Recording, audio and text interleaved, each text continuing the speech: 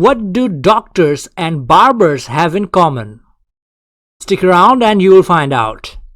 There are a lot of different types of services that can be put into 4 broad categories. And by broad category, I mean pretty broad categories. But before that, I hope we all remember what services are. There are some differences between products and services. So, how are services put into different categories?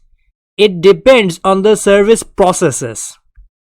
That is, first of all, what are you doing? Is your action tangible or intangible? Then, are you performing your services on people or possessions? That is, what people have. Now, let's talk about the 4 different categories. We have people processing. You are performing your services on people. To be more specific, on people's body. Doctors are providing services that are going to fall into this category. There might be something wrong in your body and a doctor is going to fix it. Makeup artists and hairstylists are also performing a service on your body. Ride-sharing services can also fall into this category as they are transporting you, that is your body, from one place to another. In this category, the customers has to be present when the service is being performed. Well, of course they have to be. The service production and the service consumption is simultaneous. And the customers also have to cooperate with the service provider in this case. And since the customers will be present while the service is being performed, the service environment has to be up to the mark. Because in these types of services, the environment is going to add to the overall satisfaction of the customers. Then we have mental stimulus processing. The name is pretty self-explanatory. You are providing the service on the customers, but the service is processed for their minds. In a way, you can say that I am providing a service to you. That is, you are watching this video and understanding what the 4 broad categories of services are. In that case, this service is going to fall under mental stimulus processing. Different types of news media also falls under this category. They are providing news that is going to help you in one way or another. So, this types of service has the power to shape your behaviors and attitudes in different ways. In this case, the service production and consumption can be simultaneous or it can be consumed at a later date. Adding to that fact, these types of services can be consumed repeatedly. Education is an obvious option. Musicians are also providing mental stimulus processing.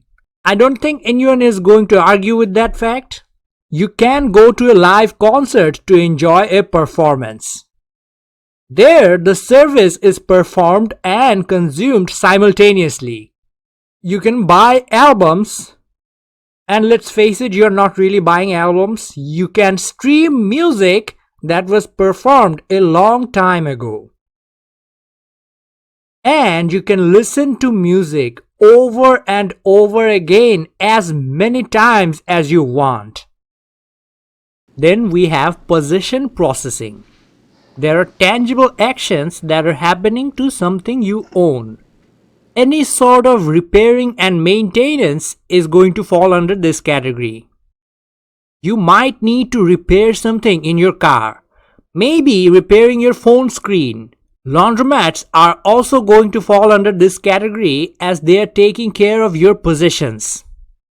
In this case, you don't really need to be present when the service is being performed, but you can be present if you want to. The last of these 4 broad categories is going to be information processing. The intangible services being performed on your goods. Banking system. When you're sitting at your home receiving money to your bank account and spending it on something else, nothing tangible is being processed, but you are still earning and spending your own money, and your bank is going to take care of your money that way. Any types of legal services that your lawyer is going to perform is also information processing.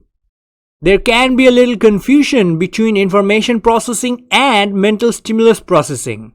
That is, you might think that if your lawyer is giving you only professional advice, they are providing intangible service for your mind. But the thing is, they can also take care of your assets and protect you from any legal trouble as well. So that would be information processing. In a way, we can say that one single company can provide both mental stimulus processing and information processing. But don't get confused with the two. One is for your mind and another is for your assets or information. Once again, let's go through all four of them. In one side, you have tangible actions and intangible actions. On the other side, you have people and possessions. Tangible actions being performed on people, that is, people's bodies, is people processing. Tangible actions on possessions is possession processing. Intangible actions on people, that is, on people's minds, is mental stimulus processing. And intangible actions on people's possessions is information processing. These are the four broad categories of services. Alright, now I hope you understand the topic. If you have any questions, ask below. You can like, share and subscribe to support the growth of this channel. You can also support the channel directly on Patreon if you want to support the long-term growth of this channel. Alright, now a small bonus. Nobel Peace Prize 1908. We're at 1908 now. The winners are these two people.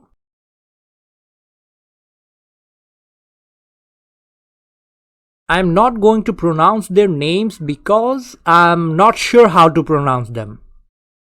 One of them is from Denmark and the other is from Sweden. Alright, this is the official end of this video. Thank you so much for watching if you're still watching. Remember to take care of yourself. And lastly, I hope you have learned something new today.